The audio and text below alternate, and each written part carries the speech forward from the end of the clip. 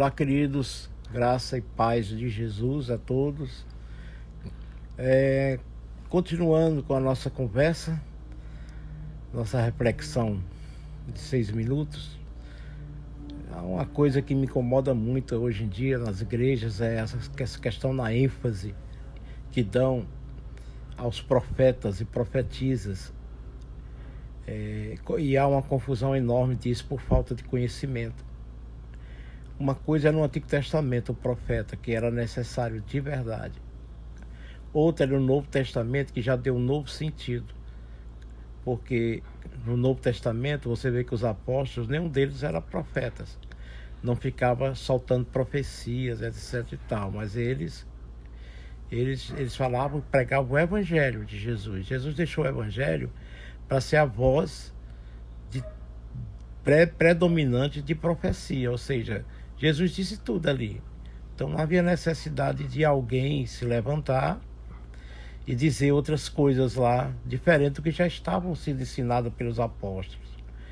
Então, é por isso que a profecia no Novo Testamento, o profeta ele era julgado, se a profecia era correta ou não. Ele era julgado. Até lá, você sabe que não tinha um Novo Testamento completo escrito, não. Foi desenvolvendo depois da morte dos apóstolos. Os que passaram com ele foram escrevendo e os que ainda existiam escreveram também. Enfim, resumindo é que hoje nós temos a Bíblia. A Bíblia é a profecia. Então, é a voz de Deus ali. Então, hoje, quando você prega, né, você está sendo tipo um profeta. Não um profeta desses que as pessoas correm atrás, como adivinhação, saber como vai ser o dia, né? O tipo de profeta místico que há hoje, que é criado na mente de um povo idólatra, um povo místico, um povo cheio de superstições, né? Então esse daí que está inserido na igreja evangélica hoje, né, esse daí não é bíblico, isso não é bíblico. Você quer saber alguma coisa? Vá ler a Bíblia. A Bíblia está dizendo tudo. Jesus falou até o que ia acontecer. Apocalipse também, né? E você tem que estar querendo ter uma vida com Cristo. A sua preocupação é viver em Cristo, com Cristo, por Cristo. E não estar querendo saber adivinhações.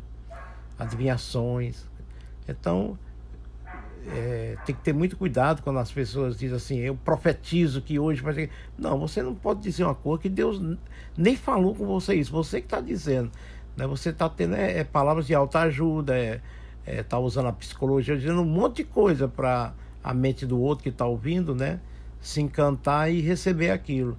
Não, a gente deve pregar apenas a palavra de Deus.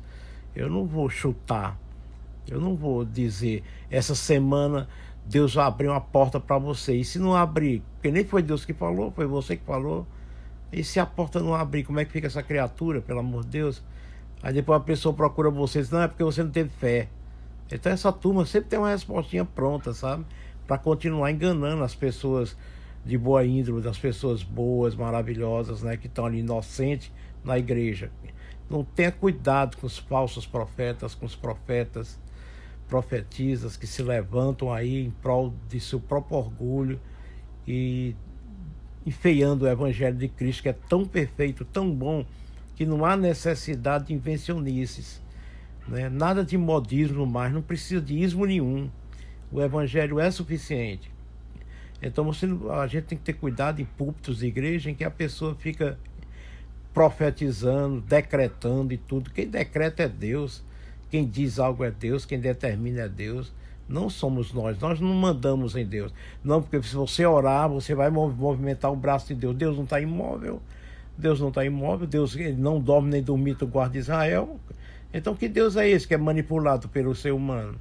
Então temos que ter cuidado com esses tipos de frentes que ensinam coisas assim. E você vai continuar sendo um iludido, um infantil, um menino no leite. Nunca vai ter um alimento sólido. Por quê?